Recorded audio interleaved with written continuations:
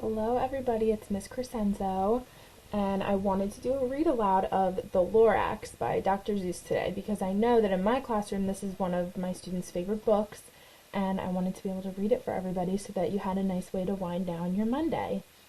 And so like I said, this is The Lorax by Dr. Seuss. I'm going to go ahead and open that page. At the far end of town where the grickle grass grows, and the wind smells slow and sour when it blows, and no bird ever sings except old crows, is the street of the lifted Lorax. And deep in the grickle grass, some people say, if you look deep enough, you can still see today where the Lorax once stood just as long as it could before somebody lifted the Lorax away.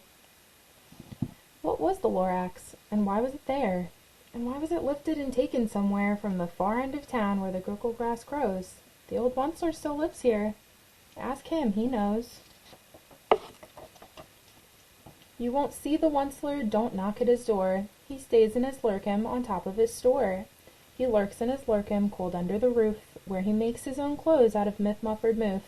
And on special dank midnights in August he peeks out of the shutters, and sometimes he speaks, and tells you how the Lorax was lifted away. He'll tell you, perhaps, if you're willing to pay. On the end of a rope he lets down a tin pail, and you have to toss in 15 cents and a nail, and the shell of a great-great-great-grandfather snail. Then he pulls up the pail, makes a most careful count, to see if you've paid him the proper amount. Then he hides what you paid him away in his snub, his secret strange hole in his grovulous glove. Then he grunts, I will call you by whispermophone, for the secrets I tell you are for your ears alone. Slup! Down slups the whispermophone to your ear, and the old Onceler's whispers are not very clear, since they have to come down through a snargly hose, and he sounds as if he had smallish bees up his nose. Now I'll tell you, he says with his teeth sounding gray, how the Lorax got lifted and taken away. It all started way back, such a long, long time back. Way back in the days when the grass was still green, and the pond was still wet, and the clouds were still clean, and the song of the swami swams rang out in space. One morning I came to this glorious place, and I saw the trees, the truffula trees, the bright-colored tufts of the truffula trees, mile after mile in the fresh morning breeze.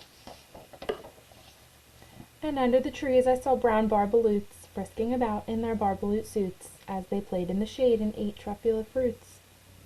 From the rivulous pond came the comfortable sound of the humming fish humming while splashing around. But those trees, those truffula trees! All my life I've been searching for trees such as these.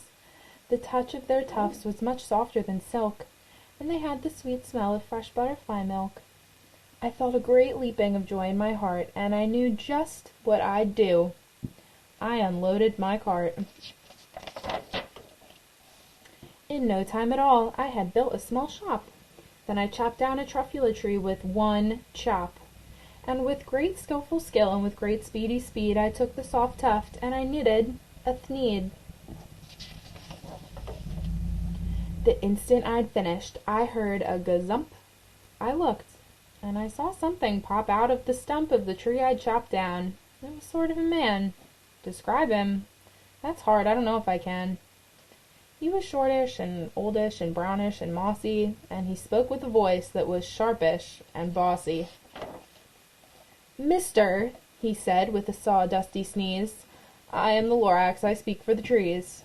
I speak for the trees have no tongues, and I'm asking you, sir, at the top of my lungs. He was very upset as he shouted and puffed, What's that thing you've made out of my truffula tuft? What is that? Look, Lorax, I said, there's no cause for alarm. I chopped just one tree, I'm doing no harm. I'm being quite useful, this thing is a thneed, a fine something that all people need. It's a shirt, it's a sock, it's a glove, it's a hat. It has other uses, yes, far beyond that. You can use it for carpets, for pillows, for sheets, or curtains, or covers for bicycle seats. The Lorax said, Sir, you are crazy with greed. There was no one on earth who would buy that fool thneed. But the very next minute, I proved that he was wrong, for just at that minute a chap came along, and he thought that the thneed I had knit was great. He happily bought it for $3.98. I laughed at the Lorax. You poor guy. You can never tell what some people will buy. I repeat, cried the Lorax, I speak for the trees. I'm busy, I told him. Shut up if you please. I rushed across the room and in no time at all built a radio phone. I put in a quick call. I called on my brothers and uncles and aunts, and I said, listen here, here's a wonderful chance for the whole Onceler family to get mighty rich. Get over here fast, take the road to North Nitch, turn left at Weehawken, sharp right at South Stitch. And in no time at all, in the factory I built, the whole Onceler family was working full tilt. We were all knitting thneeds just as busy as bees to the sounds of the chopping truffula trees. Lorax looks pretty upset. Then, oh baby, oh how my business did grow. Now chopping one tree at a time was too slow, so I quickly invented my super axe hacker, which whacked off 4 truffula trees in one smacker. We were making thneeds 4 times as fast before, and the Lorax, he didn't show up anymore. But the next week, he knocked on my new office door. He snapped, I'm the Lorax who speaks for the trees, which you seem to be chopping as fast as you please. But I'm also in charge of the brown barbaloots who played in the shade in their barbaloot suits and happily lived eating truffula fruits. Now, thanks to your hacking my trees to the ground, there's not enough truffula fruit to go round. And my poor barbaloots are all getting the crummies because they have gas and no food in their tummies. They do not look too happy. I think they're sick. They loved living here, but I can't let them stay. They'll have to find food, and I hope that they may. Good luck, boys, he cried, and he sent them away. I, the Onceler, felt sad as I watched them all go. But business is business, and business must grow, regardless of crummies and tummies, you know. I meant no harm, I most truly did not, but I had to grow bigger, so bigger I got. I biggered my factory, I biggered my roads, I biggered my wagons, I biggered the loads. Of the thneeds I shipped out, I was shipping them forth, to the south, to the east, to the west, to the north. I went right on biggering, selling more thneeds, and I biggered my money, which everyone needs. Then again, he came back. I was fixing some pipes when that old nuisance Lorax came back with more gripes. I am the Lorax, he coughed and he whiffed. He sneezed and he snuffled, he snargled, he sniffed. Onceler, he cried with a crufulous croak. Onceler, you're making such smogulous smoke. My poor swampy swams, why they can't sing a note. No one can sing who has smog in his throat. And so, said the Lorax, please pardon my cough. They cannot live here, so I'm sending them off. Where will they go? I don't hopefully know. They may have to fly for a month or a year to escape from the smog you've smogged up around here. What's more, snapped the Lorax. His dander was up. Let me say a few words about gluppity-glup. Your machinery chugs on day and night without stop, making gluppity-glup, also sloppity-slop. And what do you do with all this leftover goo? I'll show you, you dirty old Onceler man, you. You're glumping the pond where the humming fish hummed. No more can they hum, for their gills are all gummed. So I'm sending them off. Oh, their future is dreary. They'll walk on their fins and get woefully weary in search of some water that isn't so smeary. And then I got mad. I got terribly mad. I yelled at the Lorax, now listen here, Dad. All you do is yap yap and say bad, bad, bad, bad. Well, I have my rights, sir, and I'm telling you, I intend to go on doing just what I do. And for your information, you Lorax, I'm biggering and biggering and biggering and biggering and biggering, turning more truffula trees into thneeds, which everyone needs. And at that very moment, we heard a loud whack. From outside in the fields came a sickening smack of an axe on a tree, and we heard the tree fall, the very last truffula tree of them all. No more trees, no more thneeds, no more work to be done.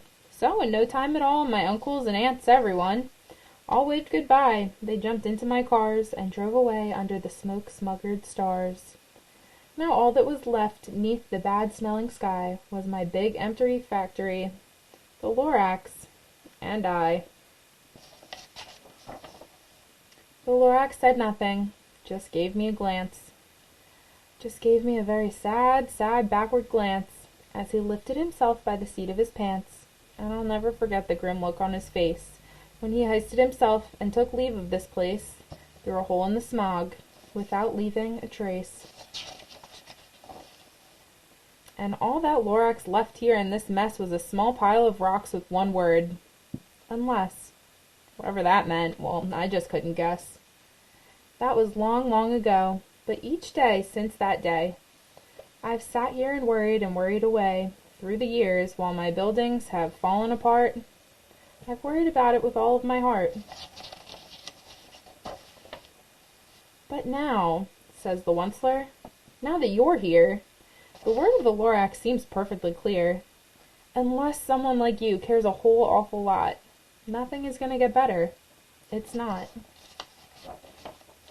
So, catch, calls the Onceler. He lets something fall. It's a truffula seed. It's the last one of all. You're in charge of the last of the truffula seeds, and truffula trees are what everyone needs. Plant a new truffula, treat it with care, give it clean water, and feed it fresh air. Grow a forest, protect it from axes that hack. Then the Lorax and all of his friends may come back. And that, my friends, is the end of the Lorax. So I hope that you enjoyed our read aloud, and I'll talk to you guys soon. Bye.